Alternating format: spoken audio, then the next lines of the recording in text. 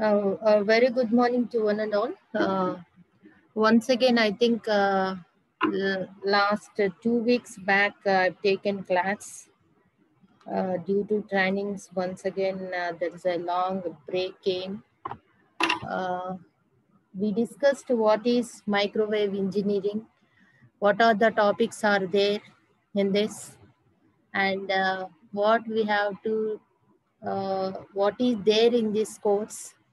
What we are going to discuss in this course, we have discussed already.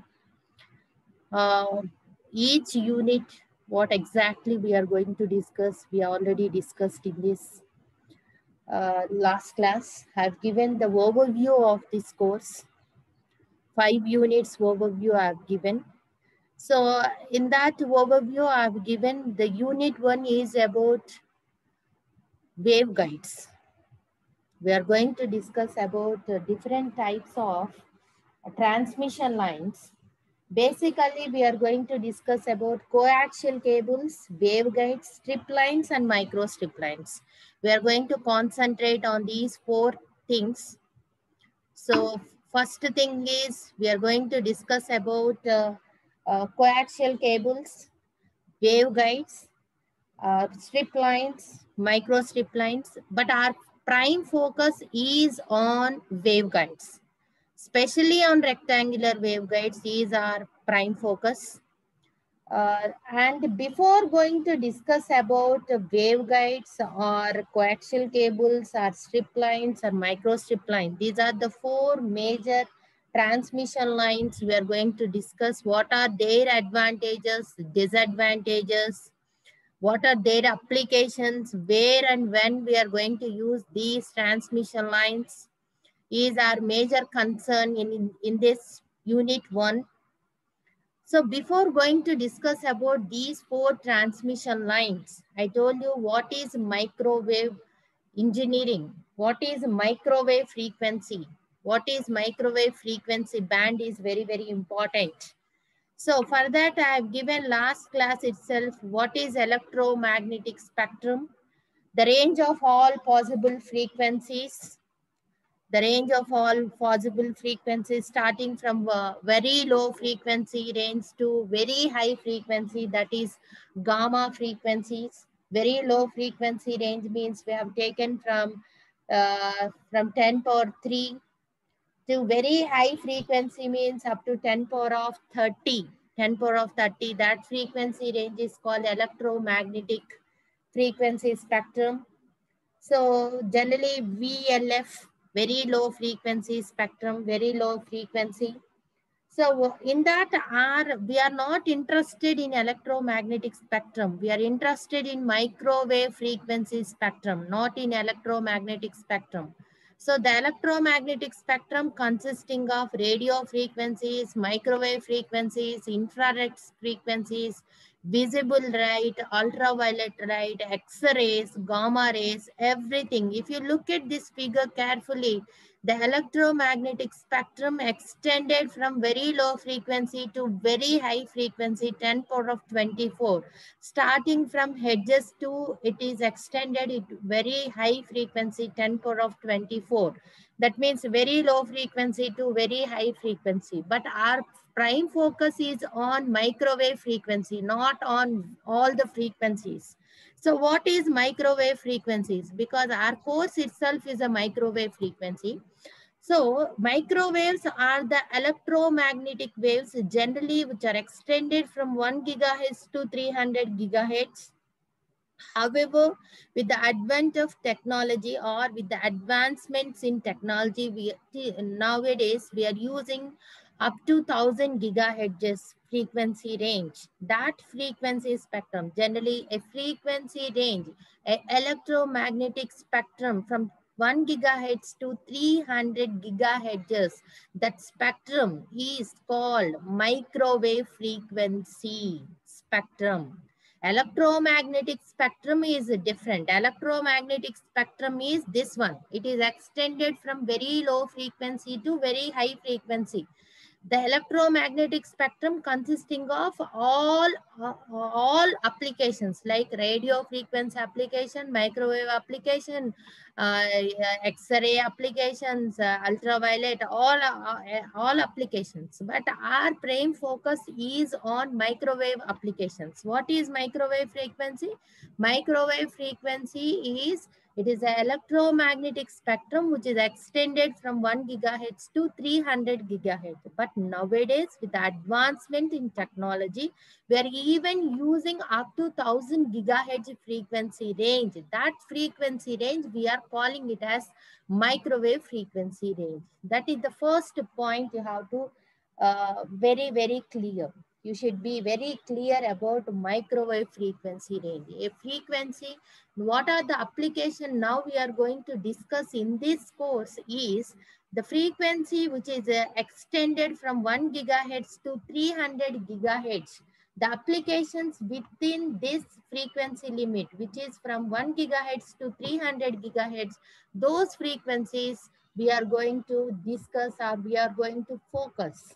Now, with the advancements in technology, we are extending our applications up to 1000 gigahertz, but our prime focus is from 1 gigahertz to 300 gigahertz, and the application are the devices which are within this frequency limit from 1 to 300 gigahertz. The devices which are operating in these frequency range, those devices are called microwave devices or microwave applications. Is it clear? First thing you should be very, very clear. What is microwave frequency? Is it clear, all of you, what is microwave frequency? Yes or no? Electromagnetic spectrum is extended very vast spectrum. In that very vast spectrum, microwave frequency means which is extended from 1 gigahertz to 300 gigahertz. Is it clear, ma? Last class also I told this point you should remember very, very clearly. What is microwave frequency spectrum? Okay, fine. What are the advantages of microwaves? Why we need to study this course is very, very important point. Why? We already have studied 2 courses in your previous courses. In your previous 2 and 3 you have studied AWP course and another one is EMTL course. Why you need to study this course is very, very important. What are the applications of this course? What are the advantages of this course? You need to learn. So what are the advantages of microwaves? Why you need to study this course is very, very important. Because the frequency range is very vast frequency range. It gives large bandwidth. Advantages of microwaves is large bandwidth is one of the advantage. When the frequency is very high, lambda, what is lambda? Lambda is equal to C by F. I think all of you know what is lambda. Lambda and frequency relation. What is lambda? All of you, I think, what is the relation between frequency and lambda? How to calculate lambda? What is the relation? Anybody tell me what is the relation between frequency and lambda? Lambda is equal to C is equal to, what is the basic equation? C is equal to F lambda. Lambda is equal to C by F. As the frequency increases, what about lambda? Lambda will Decreases. come down. That means, what about the dimensions of the antenna will come down? Okay, that is the second point we are mentioning here. The dimensions of the antenna, gets minimized because your operating frequencies are very high, microwave frequency range. So the dimensions of the antenna is very, very less. And another one is we can use up to what? Satellite communication, 300 gigahertz, very high frequencies we are using. So satellite communication is also possible. Long distance communication is also possible with microwave frequency. Fading effect is very, very less because we are using very high frequency. So fading effect is less. These are the advantages. But is there any drawbacks? Yes, of course, there are some drawbacks, disadvantages. Radiating losses are high. Here I want to mention one point. Radiating losses are high when you are using normal transmission lines like your coaxial cables if you are using. But when you use special devices like microwave devices, Other than normal transmission lines, if you use special devices, you can neglect or you can eliminate the radiation losses. So to eliminate these radiation losses and other losses, we need special devices. Here you have to remember this point. We need not a conventional, as I mentioned in the last class, whether you remember this point or not. Conventional transistors or conventional devices are not suitable at microwave frequencies. So we need special devices at microwave frequencies. What are those special devices also we are going to study in this course. Okay, so conventional devices are not at all suitable. That's why this point is very, very important. Conventional devices means, as I told earlier, for amplification purpose, for oscillation purpose, your normal amplifiers which are made up of with the transistors are not at all suitable. We need special devices like Kriston amplifiers or magnetron oscillators.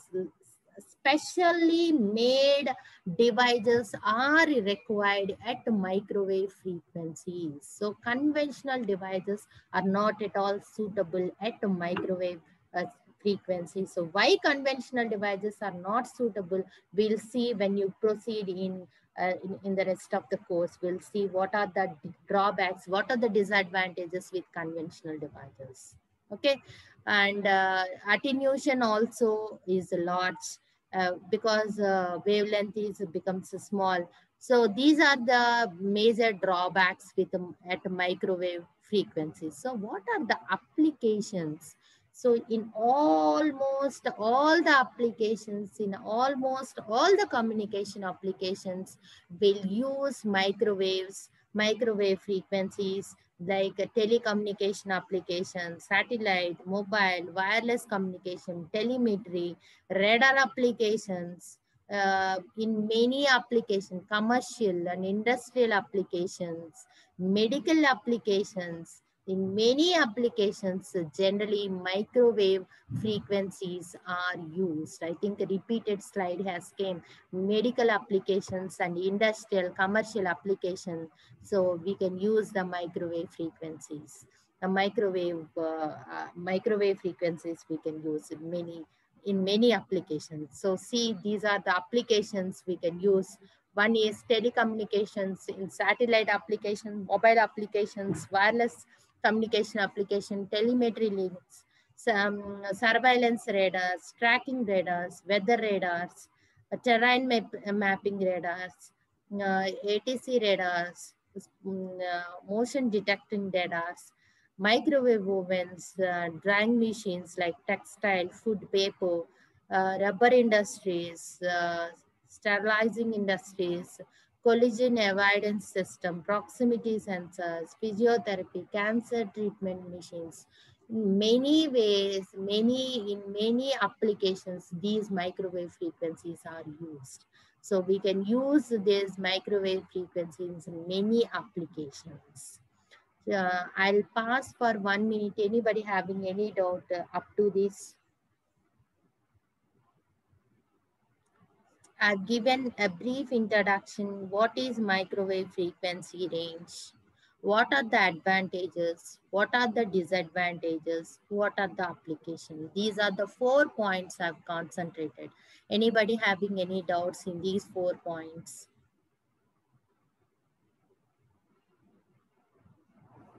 I'll pass for 1 or 2 minutes. Anybody having any doubts?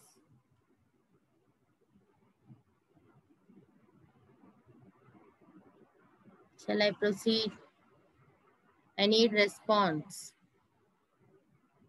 Ma'am, what are the conventional devices you're talking about, ma'am? Conventional devices means like your transistors.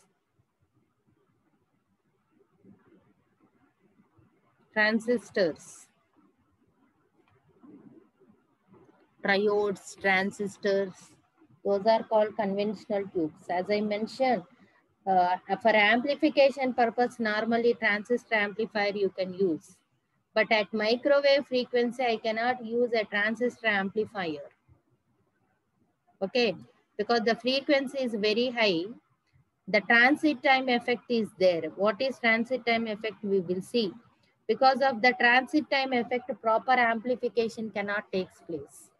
So I cannot use a conventional tube at microwave frequencies.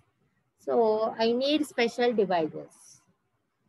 So what are the special devices for amplification purpose? Means klystron oscillator, two cavity klystron. Uh, um, for, uh, for oscillation purpose, we need reflex klystron. Like special devices are there. We need to use those devices. We cannot use conventional devices. Any other doubts?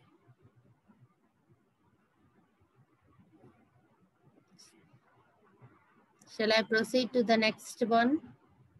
Yes, ma'am. Understood. What are microwave frequencies? Understood, Amma? Anybody Clear, having ma'am. any clear? 416 Likita. Yes, ma'am. What is microwave frequency range? 1 gigahertz to 1000 gigahertz. Actual frequency range. Actually, 1 gigahertz to 300 gigahertz. Because of the yes. advancements of technology, we are using up to 1000 gigahertz. But actual frequency range is up to 300 gigahertz. Okay. Last class I have told the same thing. Again, we are repeating. You are not concentrating. Okay, we'll see next. A brief history of microwaves. Actually, modern electromagnetic theory was formulated. Modern electromagnetic theory was formulated. I'll share this one. One or 2 points I'll write. Modern electromagnetic theory was formulated by James Maxwell. He is a German scientist. Actually, in 1873, he has given some mathematical considerations. Maxwell's equations. Those are the important, very, very, very important equations for electromagnetic theory. So later, Heinrich Hertz, he is a German professor, Heinrich Hertz is a German professor. He's a physics scientist. He experimentally proved whatever he validated the Maxwell's theory, and he told that Maxwell's whatever the mathematical equations has given all the equations as correct. He has done these experiments in between 1887 to 1891. From that day we are using those Maxwell's equations. Those Maxwell's equations are very, very, very, very important equations. Those equations are very, very important equations. Actually, these microwave theory became popular from 1940s, from World War II. So microwave theory has received a lot of potential from World War II. From 1940 only microwave theory become popular. This is the brief history of, but for all these microwaves or electromagnetic theory, Maxwell's equations are very, very important. So initially around what literature says is initially what Maxwell's has given almost 640 or 640 or 670 equations has given. But finally, what are the 4 Maxwell's equations we are using? Do you remember what are the 4 Maxwell's equations we are using? Anybody? What are the four laws? What are the four Maxwell's equations? What is the first law, ma? Faraday's law. What is the first? Faraday's law, tell me. Del cross E is equal to minus dou B by dou T. And second one, Ampere's law. What is Ampere's law? Del cross H is equal to J plus dou D by dou T. Next one, Gauss law. What is Gauss law? Del dot D is equal to rho V. And another equation, del dot B is equal to 0. These are the equations, standard form. Okay, these are the equations in time domain or in frequency domain. These are the equations in time domain. So you have to remember these four equations. Even now also we are going to use these four equations, very, very, very important Maxwell's equations. So using those four equations only, we are going to derive many things. So don't forget what are the four Maxwell's equations: Faraday law, Ampere circuit law, Gauss law. What is this law, ma'am? Gauss law for magnetism, ma'am. The Gauss law for magnetism. What is this one?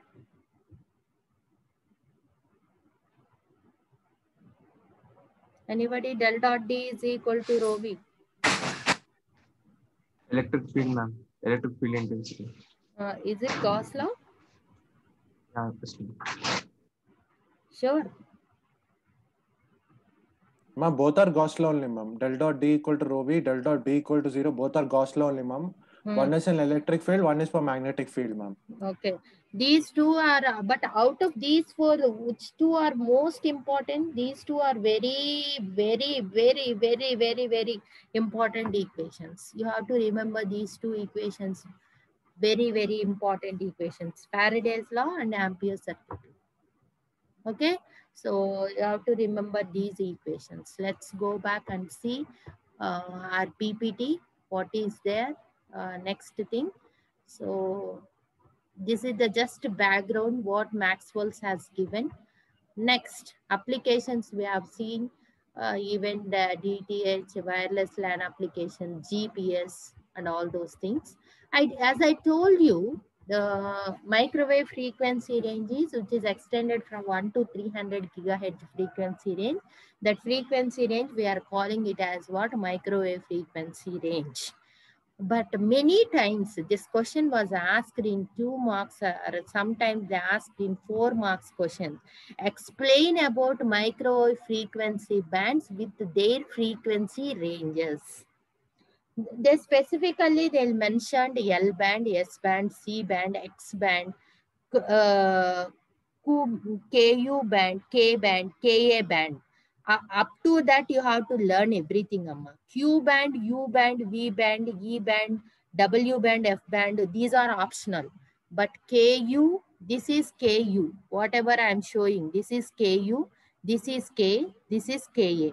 But even those who are writing the competitive exams also, even in competitive exams also, these questions appears.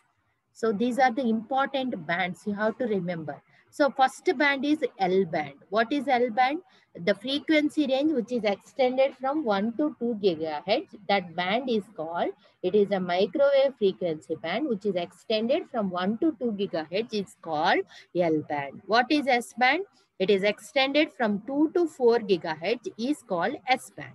What is C band? Which is extended from 4 to 8 gigahertz is called C band. What is X band? Which is extended from 8 to 12 gigahertz is called X band. What is KU band? Which is extended from 12 to 18 gigahertz is called KU band. What is K band? Which is extended from 18 to 26.5 gigahertz is called K band. Next, what is KA band? 26.5 to 40 gigahertz is called KA band. Next, what is Q band? 30 to 50 gigahertz is called Q band. Next, what is U band? 40 to 60 gigahertz is called U band. What is V band? 50 to 75 gigahertz is called V band. Everyone please note down these bands. These are very, very, at least Q, K, K. The up to that you have to remember. What is L band? 1 to 2, S 2 to 4, C 4 to 8, X band. Why this X band is more significant means you are going actually in your lab, in your microwave lab, microwave engineering lab, all the experiments you are going to do in X band range. X band range means 8 to 12 gigahertz frequency range you are going to do the experiments. Okay, these are the frequency bands. So some applications are in L band, some applications are in X band, some applications are in C band, some applications are in X band, some applications are in KU, some applications in K, some applications in K. Likewise, applications are divided. Okay, so these are the applications. So these are the application up to, if you see, it was extended up to D band. D is nothing but 110 to 170. Okay, 110 to 170. Next. As I'm mentioning, so these are the transmission lines we are going to focus in this unit. What are the transmission lines we are going to see in this unit is, one is coaxial cables, waveguides, strip lines and micro strip lines. So first thing we will see what is coaxial cables. I think in your labs, most of you have seen what is a coaxial cable. Coaxial cable is nothing but what? Your CRO probe. You might connected a CRO probe to your CRO to function generator. Many times you have used that cable. So that is called coaxial cable. So why that cable is used? To transport the energy, EMF or RF energy from one point to another point used. So what is this transmission line? The purpose of the transmission line is used to transfer the signal or the electromagnetic energy from one place to another place. What is the transmission line? So we are here seeing the three types of transmission lines. What is the purpose of the transmission lines? Transmission lines are used to transfer the signal in the signals. Transmission lines are used to transfer the electromagnetic signals from one place to another place. So there are three types of transmission lines we are going to see. One is what? Coaxial cables. Another one is what? Waveguides. Another one is what? Strip lines. Another one is what? Micro strip lines. Okay. So first thing is we are going to see the coaxial cables. Coaxial cables, it is also called as coaxial feeders.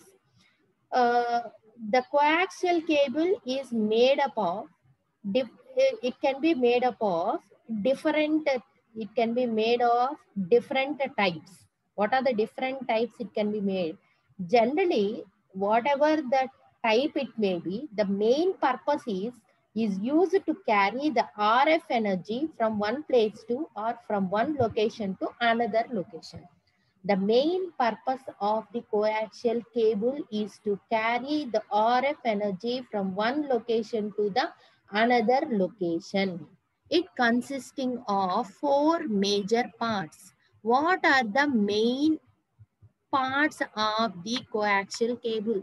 It consisting of central conductor. It consisting of outer conductor.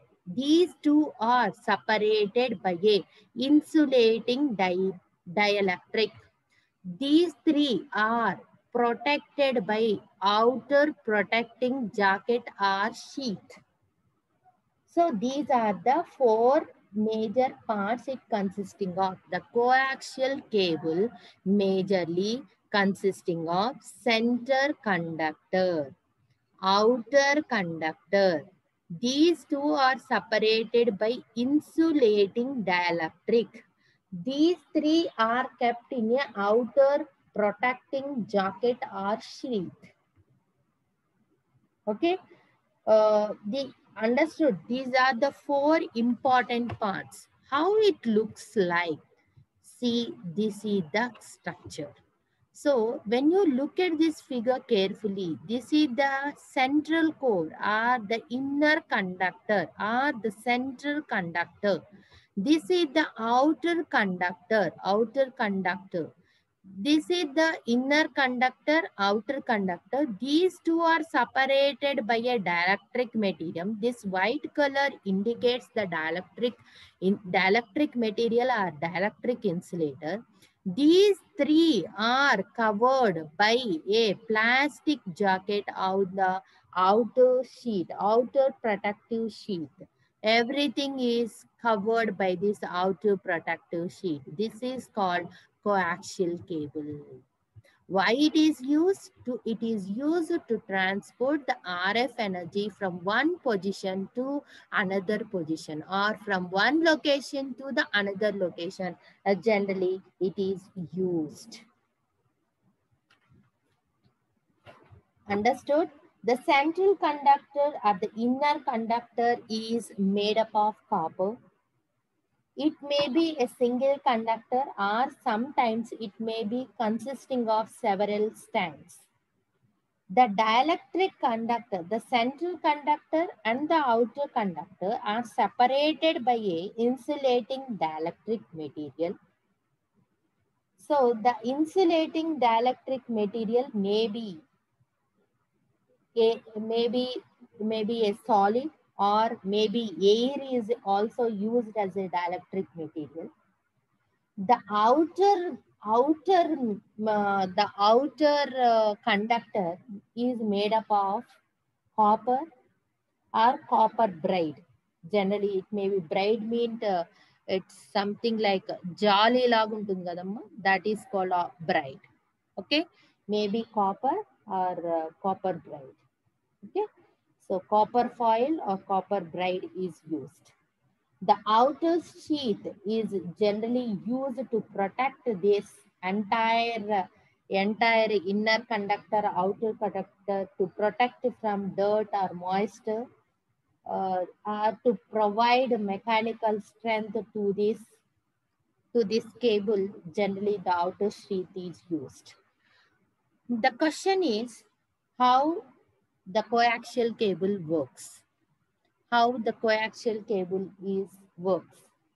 A coaxial cable carries the current both in the inner and outer conductor.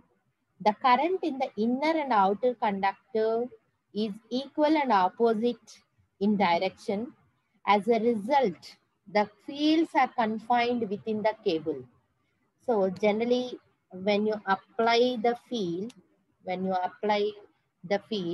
the inner and outer conductor carries the current, but the current in the inner and outer conductors are equal and opposite in direction. As a result, what happens? The currents are confined within the cable. Okay, so this means the cable acts as a transmission lines by propagating the electromagnetic wave within the cable. So generally, the electromagnetic wave is propagated through the inner and outer conductor of the cable. Likewise, the coaxial cable is used to transport the electromagnetic wave, or the coaxial cable is used to transport the RF energy from one point to the another point.